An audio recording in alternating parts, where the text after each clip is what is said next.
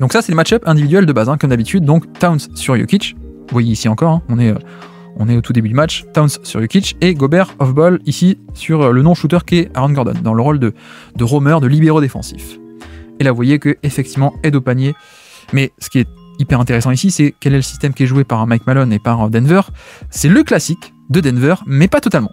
C'est-à-dire que, vous voyez, le classique, hein, vous le connaissez peut-être, c'est le jeu à 3, donc avec Jokic qui est en tête de raquette et une coupe de l'autre côté entre Murray et Porter Jr. Mais ici, regardez à quel point est-ce que cette coupe, cet écran, se fait haut. D'habitude, le système classique, c'est Jokic qui est ici, et la coupe qui se fait ici. Sauf que depuis le début de la série, Minnesota est tellement bon dans la défense des écrans notamment, que ça marche pas trop ce système. Ce système marche pas trop parce que la navigation d'écran elle est fabuleuse, donc ce système marche pas. Donc qu'est-ce qu'on fait? Mike Malone il dit plutôt que d'avoir Aaron Gordon ici dans le rôle classique de ce jeu à 3, on met Porter Jr. et puis surtout on le fait très très haut, très loin du panier. Comme ça il y a de l'espace et donc le backdoor, il y a beaucoup plus d'espace pour le backdoor. Mais sauf que Rudy Gobert est là.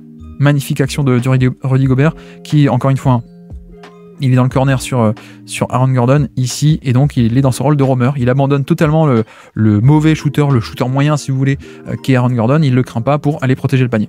Donc là pour le coup c'était un excellent play call de la part de Mike Malone, hein, ajustement en tout début de match, hein, ils ont réfléchi à ce système. On ajuste un peu par rapport à d'habitude, on le fait beaucoup plus loin du panier. L'aide au panier, magnifique, timing parfait, le contre. Donc voilà, l'activité de Gobert pour l'instant qui est assez énorme et qui soit il empêche des tirs au panier, soit il les conteste magnifiquement et il efface ses tirs au panier. Mais sauf que vous avez vu, qu'est-ce qu'on a là? On a Gobert sur Jokic. Et alors qu'est-ce qui s'est passé? Je laisse dérouler parce que c'est quand même magnifique, hein. C'est quand même magnifique. Voilà, c'est du Jokic tout craché. Que se passe-t-il? En fait, on a Aaron Gordon qui a eu des problèmes de faute, je crois, de mémoire. Et donc surtout, très tôt, on a Justin Holiday qui est rentré. Et le problème, c'est que Justin Holiday, c'est un shooter. C'est même un très bon shooter, donc on ne peut pas se permettre d'avoir Gobert sur Justin Holiday parce que pour le coup on pourrait se faire punir et si il est sur un shooter, ça veut dire qu'il peut pas venir aider, et donc s'il peut pas venir aider, ça veut dire que ça laisserait Towns en 1 contre 1, un peu trop 1 contre 1 sur Jokic, donc ça on veut pas. Et donc voilà, le simple changement un peu de, c'est la valeur structurelle d'avoir un shooter aussi, hein. C'est que du coup ça chamboule tout, parce que un shooter fait qu'on peut pas mettre Gobert sur le shooter, Gobert peut pas aider, et donc ça fait que Towns, s'il n'y a pas une aide derrière, il peut pas être sur Jokic, et donc on remet Gobert sur Jokic. Voilà, le jeu de match-up, et évidemment, comme depuis le début de la série, Gobert, quand il a Jokic, quand il voit qu'il a Gobert, ça veut dire qu'il sait qu'il va avoir un 1 contre 1. Donc qu'est-ce qu'on fait? On l'attaque en 1 contre 1 et on l'attaque dans plein d'espace, hein. Vous voyez bien tout l'espace, justement, c'est ça aussi la force d'avoir Justin Holiday plutôt qu'Aaron Gordon, c'est que, regardez, on s'écarte, shooter, shooter, shooter, shooter, et toute la place au milieu pour le 1 contre 1, et puis je n'ai même pas besoin de décrire le Jokic et ses moves, hop, hop, hop, le toucher de balle, si ce n'est peut-être d'écrire regardez le contest de Gobert, il est pas perdu du tout, hein, Gobert, hein. Regardez-moi ça passe à une phalange de contester le tir. Bon, en fait c'est juste que Jokic est trop fort en fait, c'est pas tant Gobert qui fait un mauvais match ou qui se fait dominer, c'est juste que il est en position, mais voilà, Jokic est plus fort. De nouveau donc on continue, hein. Vous voyez que toujours Gobert sur Jokic, oui. Un dribble end-off où Porter Jr. vient chercher le ballon, un jeu de main à main, voilà. Jaden McDaniels qui reste collé à l'écran, toujours parfait, super. Et là, le backdoor, la faute, et 2 points. Et c'est aussi une des forces de Jokic en fait, hein, c'est que donc, quand il a un 1 contre 1, quand il a Gobert, il sait qu'il n'y aura pas forcément beaucoup d'aide, pas autant que face à Towns, il peut l'attaquer 1 contre 1, et surtout, là on voit une autre facette de son jeu qui est sans doute beaucoup sous-estimée, je trouve, c'est le mouvement.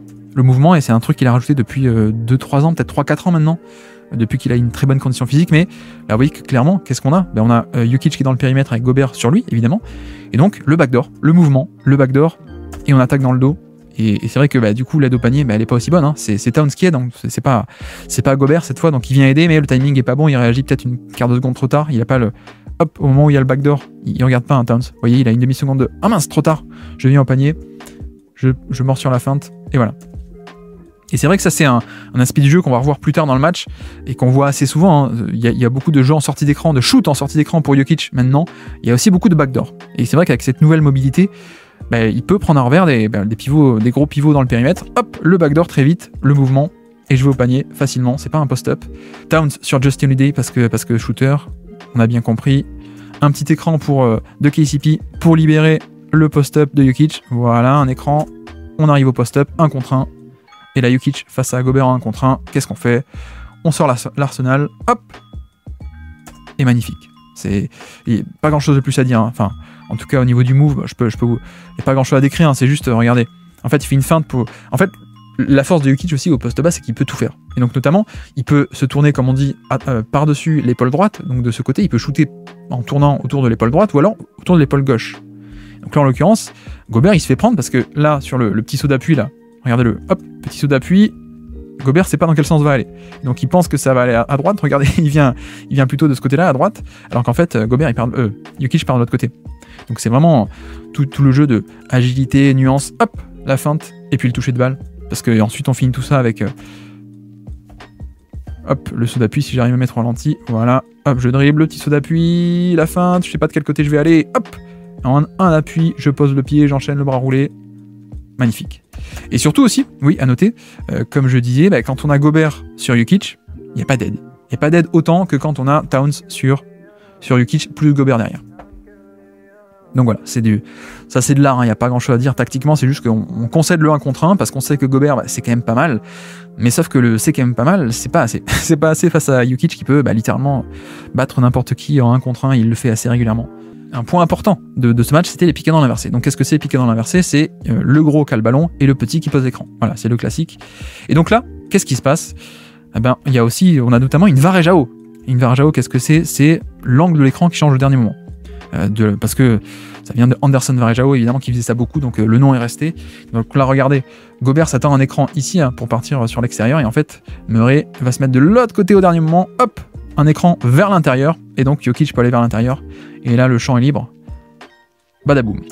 Voilà, très, très simple, mais aussi on exploite la force de Jokic qui est pas un pivot classique, juste un pivot de post-up, qui a aussi du dribble, qui peut remonter la balle, qui peut s'installer dans ses sets lui-même, et là sur l'écran, Gobert est pris par l'écran surprise, avec un angle surprise, Ant vient pas compenser, donc voilà, et puis il n'y a pas d'aide au panier non plus, tout est facile. Donc voilà, petit système désormais, après un entre-deux. C'est un wedge screen. Qu'est-ce qu'un wedge screen? C'est KCP qui fait un écran pour le poseur d'écran. C'est-à-dire que, regardez, si on avance, Jokic vient poser un écran, mais avant ça, il reçoit lui-même un écran, un wedge screen de la part de KCP. Voilà, donc on pose un écran pour ralentir Anderson et que, donc du coup, Anderson va arriver un peu en retard sur son écran lui-même. Voilà. Et le pick and roll, c'est avec Jamal Murray. On enchaîne, Murray pénètre, ça ressort. Il se passe rien, et pourquoi il se passe rien? Si on remonte aussi, hein, c'est aussi la clé, hop, si j'y arrive, voilà. Et pourquoi il se passe rien? Parce que nous avons Rudy Gobert, et oui, encore une fois, qui vient jouer de sa longueur pour dissuader tout tir au panier, voilà, il se passe rien, et donc qu'est-ce qui se passe quand il se passe rien, et que l'attaque ne va nulle part, qu'est-ce qu'on fait?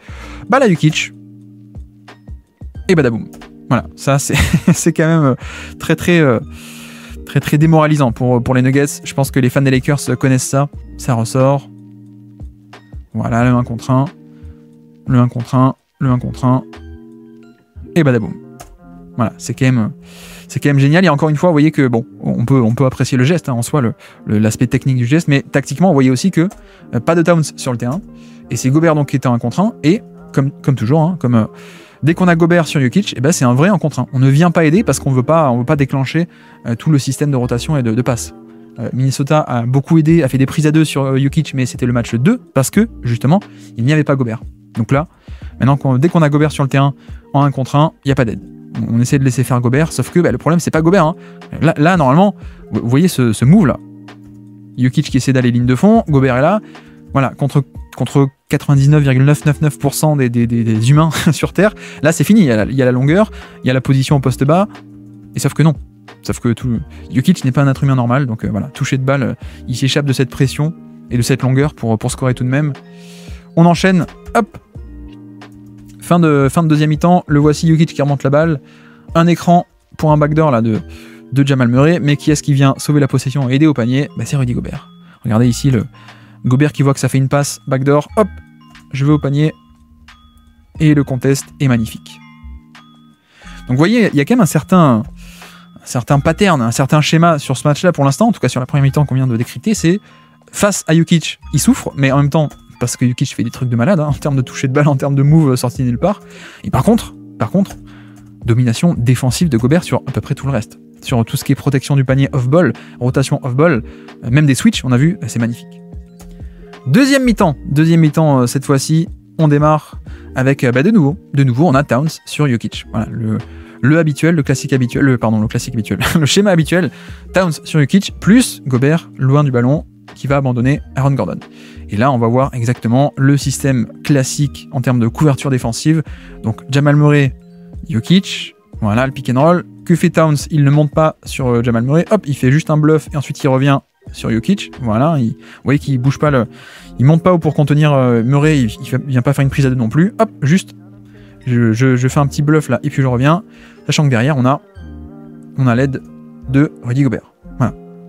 Possession parfaite pour illustrer le schéma défensif de Minnesota dans cette série sur le pick and roll, c'est ceci. Le gros reste sur Jokic et en deuxième rideau, off-ball, on a Gobert qui encore une fois vient annihiler l'action. On vient s'installer cette fois pour de la high post offense ou la corner offense comme vous voulez. Bala Jokic en tête de raquette et puis du mouvement ici, le voici KCP qui vient prendre un écran plus un dribble end-off, Chicago action, voilà, il déboule. Et là, qu'est-ce qui se passe? On a Towns qui monte sur KCP, hop, pour empêcher un peu le pull-up, et donc 1 contre 2, mais sauf que, regardez, Gobert, il abandonne Gordon, hein. Pas de souci, on vient boucher la raquette, on empêche Jokic d'avoir le point facile. Towns revient en position, Jokic obligé de se contenter du fadeaway, et cette fois, ça rentre pas. On y va. Autre action, toujours Towns sur Jokic. Voilà, et donc Jokic va s'installer au poste bas, et c'est ça la clé de l'action. Badaboum, le 3 points de Porter Jr. C'est ça la clé, mais pourquoi c'est la clé ici? Pourquoi est-ce que c'est la clé de l'action? Le fait que Jokic est capable de s'amener lui-même au poste bas, parce qu'en fait, qu'est-ce qu'on a notamment à une passe près? C'est-à-dire ici. Là, vous voyez, une passe près. On a Porter Jr. C'est bien parce que Porter Jr., on le met exprès ici parce que c'est le meilleur shooter de Denver. Évidemment, un shooter à plus de 40% en carrière, voilà, shooter d'élite, vous le savez. Mais sauf que la clé, c'est le fait que Jokic puisse amener tout seul au poste bas parce que d'habitude, le joueur qu'on a à une passe près, c'est le joueur qui est censé avoir la balle et donner la balle au poste bas à son pivot. Et sauf que ça, il n'est pas capable de le faire, c'est pas du tout un bon passeur, Porter Jr. Donc là, qu'est-ce qui se passe? Le fait que Jokic puisse amener lui-même au poste bas fait que on peut tout de même utiliser à une passe près le meilleur shooter, voilà. Et donc, passe facile et 3 points. Et ne croyez pas que c'est du hasard, hein.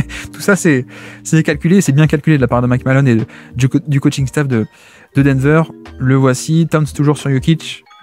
Voilà, on renverse le jeu et de nouveau le cut off ball de la part de Jokic. Comme on a vu tout à l'heure en première mi-temps, le voici de nouveau, hop, renversement, et puis on attaque sur le cut, sur la mobilité de Jokic, le voici, mais sauf que c'est pas fini, puisque nous avons Gobert qui vient aider, qui vient sauver la possession, il est ici Gobert, hop, le premier contest, j'empêche la passe, j'empêche le tir au panier, donc passe de Jokic dans le dos, et de nouveau, Gobert qui revient en position, contesté et contrer le tir. Voilà. Vous voyez que mine de rien, encore une fois, hein, quand c'est pas du 1 contre 1 au poste bas contre le meilleur joueur de poste bas depuis 5 ans, Gobert il est pas mal quand même. Hein. Gobert il est vraiment pas mal. La contestation une fois, puis une deuxième fois, hop, le contre même. Ensuite on enchaîne avec un pin down surprise ici de la part de Porter Jr. qui vient hop avoir une sortie d'écran. Surprise, voilà. Ça marche pas, je curl, donc on enchaîne sur un pick and roll 5 et 4. 5 le pivot, 4 le power forward, comme on dit, l'ailier fort, pardon. Voilà, pick and roll entre gros, le voici. Et qu'est-ce qui se passe? De nouveau, la double défense de la part de Gobert. C'est quand même assez spectaculaire parce que tout le monde n'est pas capable de faire ça. Hein. Ça, je vous le garantis. Le voici, le pick and roll. Qu'est-ce qui se passe? Il reste bas sur l'action, il reste en drop, pendant que Towns va essayer de traverser l'écran. Et donc, que se passe-t-il? Une première fois, j'empêche le tir, je dissuade le tir. Magnifique. Donc là, Jokic se dit, Gobert saute en l'air, je fais la passe, j'ai gagné. Parce que là, il est en l'air, il peut rien faire. Et non, parce que il rebondit très vite et il conteste. C'est de l'art. C'est vraiment de l'art. Hein. Franchement, autant on a mis au ralenti tous les flotteurs et le footwork complètement dingo de Jokic en termes d'attaque, pardon. Mais c'est vrai que là, la défense de Gobert, la 2 actions d'affilée où il fait hop la double contestation, c'est de l'art, ça. Hein. Ça, c'est magnifique. C'est pas tout le monde qui est capable de faire ça. Hein. Et d'ailleurs, vous voyez que possession d'après, on a de nouveau Towns qui est sur Jokic. Donc c'était vraiment une position que, comment dire, le match-up la fois d'avant a vraiment été forcé. Hein. C'était pas voulu d'avoir Gobert sur Jokic. Le voici. Et comme on a dit tout à l'heure, pick and roll inversé. Pick and roll inversé, qu'est-ce que c'est? C'est le gros qui a le ballon, qui remonte la balle tout seul, encore une fois, hein. La force de Jokic, c'est de remonter la balle et d'être un dribbleur. Le pick and roll inversé, le petit qui pose l'écran pour le gros, voilà, ça parle sur le côté. Et là, Nickel Alexander Walker, pardon, j'arrive pas à dire son nom. Nickel Alexander Walker n'arrive pas, enfin ne sait pas quoi faire parce que souvenez-vous sur l'action d'avant, Gobert était allé, Jokic est allé jusqu'au panier. Donc là il reste un peu pour contenir le drive, et sauf que pick and pop ouvert, évidemment. Donc voilà, le pick and roll inversé. De nouveau, un système des walls et vous allez voir le rebond. Bon là il n'y a pas grand chose à dire, hein, pas de tactique, juste je laisse dérouler, mais regardez, hop, à une main. Voilà, ça aussi c'est de l'art. Ça aussi c'est de l'art. C'est-à-dire la possession, voilà, le rebond. Et en fait, regardez le manque d'hésitation, si je puis dire. Il prend la balle ici, il sait déjà qu'il va la balancer. Voilà, directement. Je prends la balle ici, je la réceptionne, je tourne la tête. Hop, c'est fait. Et bim. On enchaîne avec un pick and roll 4-5, vous l'avez vu, un pick and roll entre gros. Quel est le but ici? Hop. D'ailleurs, c'est une feinte, hein, parce que là, on a l'impression que c'est le système classique de Jokic plus Gordon, une zoom action ZOOM avec donc un écran plus un dribble and off pour Jamal Murray hein, qui remonte. Voilà, mais en fait non, c'est une feinte. Hop, vous voyez que Aaron Gordon d'un coup se retourne et en fait non, c'est un écran ici. Pick and roll entre gros, ça force le switch et donc qui dit switch dit 1 contre 1 et qui dit 1 contre 1 dit Jokic contre Gobert. Bim bam boum, bam boum, bam boum et voilà. Et là encore. C'est spectaculaire. Il y a pas grand chose à dire. Après, hein, au niveau de la technique, je peux vous décrypter la tactique, mais la technique, bon ben voilà, c'est juste la fin d'un côté, la fin de l'autre. Hop, je reviens et puis le toucher de balle à la fin. Regardez la hauteur où le ballon va toucher la planche. Regardez, tout en haut, dans l'angle. L'angle et ça retombe gentiment. C'est bon. Si vous avez déjà joué au basket, vous savez que c'est un toucher de balle assez fabuleux. Ça. Et puis regardez aussi, si j'ai ralenti, le contest de Gobert, il est quand même pas mal. Hein. Vous voyez la main et la longueur de bras là. C'est non seulement il y a un toucher de balle fabuleux, mais c'est pour passer par-dessus cette longueur. Enfin, c'est spectaculaire, quoi. Je veux bien qu'on se moque de Gobert, mais là, il fait pas grand-chose de mal, hein, Gobert. Et d'ailleurs, aucune position, il fait grand-chose de mal. Hein. Là, je repousse, je fais une feinte de l'autre côté, hop, hop, je reviens, je conteste, et le toucher de balle. Notre ami Rudy Gobert, malheureusement, il n'y a pas grand-chose à faire hein, sur cette action. Personne n'aurait pu faire mieux. Peut-être à part peut-être Wembanyama qui a un peu plus d'envergure peut-être, mais je ne sais pas. Et de nouveau, qu'est-ce qu'on a? On a Jokic qui officie en tant que meneur. Là, c'est un Horns 7, donc littéralement les cornes. Hein. Ça fait un A sur le terrain. Vous voyez que 2 shooters dans le corner, 2 en tête de raquette et le meneur d'habitude, c'est le meneur qui est en plein centre. Là, cette fois, c'est Jokic qui remonte la balle et qui joue le rôle de meneur. Je mets la balle ici, entry pass de ce côté-là, et puis je coupe au panier. C'est juste un système pour isoler un post-up dans le maximum d'espace. Voilà. Excellent play call de la part de Mike Malone. Et pourquoi? Parce que en fait, dans ce Horns, ce système en Horns, on a les 2 meilleurs shooters dans les corners, Porter Jr. et KCP. Donc vous voyez que les défenseurs ne viennent pas aider. Le seul non-shooter, c'est Gordon, mais il est en haut. Donc son défenseur aussi, il est en haut. Voilà. On libère tout un espace pour le post-up. 1 contre 1 tranquille. Et qui dit 1 contre 1, bah, dit panier facile. Et voilà. C'est facile. C'est facile, c'est automatique. De nouveau, possession d'après, toujours pareil. Hein. Le système en Horns, 2 shooters dans les corners, 2 en tête de raquette et Jokic plein centre. Entry pass de ce côté-là. Cette fois, on vient chercher la balle directement. Voilà, on enchaîne avec Jamal Murray, le pick and roll. Le voici. Et de nouveau, ça marche. Pourquoi? Parce qu'on a, comme d'habitude, Naz Reid, le gros qui est sur Jokic. Il ne monte pas sur Jamal Murray. Sur Jamal Murray, j'arrive plus à articuler. Il ne monte pas sur Jamal Murray. Il reste sur Jokic. Voilà. Et l'aide en deuxième rideau, elle va arriver. Mais l'aide, c'est pas Gobert. C'est Towns. Donc vous voyez qu'aussi sur ces actions, on constate, même quand il n'y a pas Gobert, on voit à quel point Gobert est fort. Parce que ce schéma marche quand on a Gobert en deuxième rideau. Et quand on a Towns, bah, c'est pas pareil. Donc voilà. On voit aussi la valeur de Gobert, même quand il n'est pas sur le terrain. Pardon. Pick and roll, Jamal Murray, Nikola Jokic, le voici une nouvelle fois. Voilà, Jamal Murray qui attaque. Et cette fois, vous allez voir que cette fois, on a une pression sur Jamal Murray. Et je crois que c'est la toute première du match, de la série, pardon. Toute première fois de la série qu'on a de la pression sur le ballon. Et oui, vous voyez pourquoi ça n'arrive pas. Vous voyez pourquoi Jamal Murray ne subit jamais, au grand jamais, de prise à 2. Miami avait essayé un peu en finale l'an dernier, au bout de 3-4 positions, ils ont arrêté. Mais pourquoi? Parce qu'en fait, alors en plus, c'est pas une pression qui est voulue, je pense. Hein. Je pense que c'est un peu Towns qui fait un peu n'importe quoi, je pense. Donc on a 2 sur le ballon, en effet.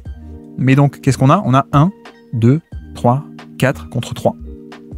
Et forcément, quand tu donnes la balle au meilleur passeur du monde, 3 contre 4, enfin 4 contre 3, ben voilà, t'es un peu mort. Donc là, voilà pourquoi est-ce que Jamal Murray ne doit jamais faire face à des prises à 2, en tout cas très rarement.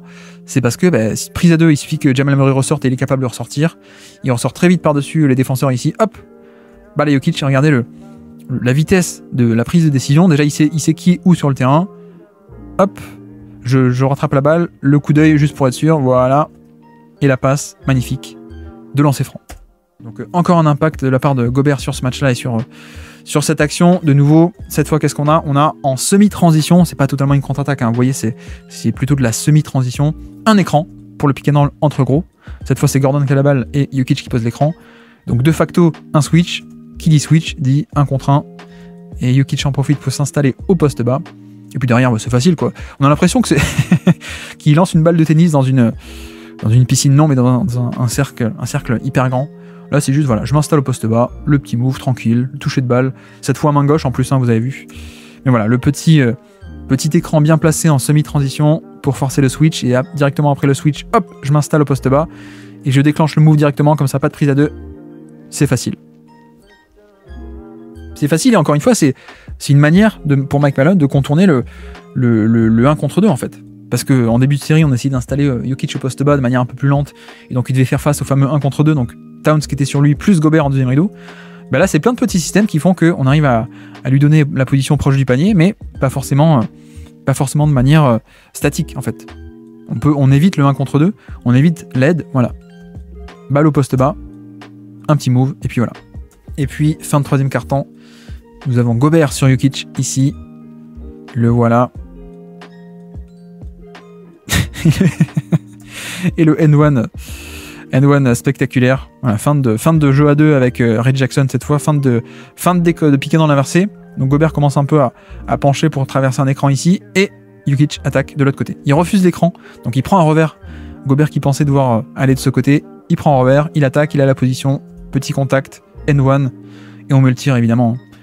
Donc voilà, le festival Jokic qui continue. Magnifique, magnifique. Et puis pour finir, le pick and roll avec Jackson justement. Et de nouveau, on voit le schéma, on déroule, voilà, en sortie de l'écran, le gros qui est sur Jokic, il ne monte pas sur le porteur de balle, il reste sur Jokic, donc le porteur de balle peut débouler, il y a le net dans la raquette de la part de Gobert, donc c'est le schéma habituel, sauf que cette fois, ok, l'accès au panier est bloqué par Gobert, donc c'est le schéma voulu, hein, le tir est concédé, le tir qu'on concède, c'est le bon, c'est à mi-distance, mais sauf que voilà, le flotteur il le met, Jackson, donc voilà, comment battre ce schéma-là, c'est aussi en faisant comme ça. Donc voilà, on arrive à la fin du match pour ce magnifique duel entre Rudy Gobert et Nikola Jokic. Vous avez vu qu'au final, Jokic a été absolument fabuleux sur ce 1 contre 1, le toucher de balle, les moves au poste bas, pas mal de play call gagnants de la part de Mike Malone aussi avec de très très bons systèmes pour libérer du poste bas rapide, des piquets dans l'inversé aussi qui ont très bien marché. Bref, très grand match aussi de Mike Malone, j'ai trouvé sur ce play call. Et puis aussi Gobert, Gobert qui a été lui-même fabuleux, alors pas face à Jokic, mais parce que personne ne peut l'être, surtout un soir comme ça. Mais par contre, Gobert tout de même dominant défensivement sur tout le reste, sur toutes les aides en deuxième rideau. Il a été fabuleux, donc voici pour ce duel entre Jokic et Gobert. Et on se dit à très bientôt. Ciao.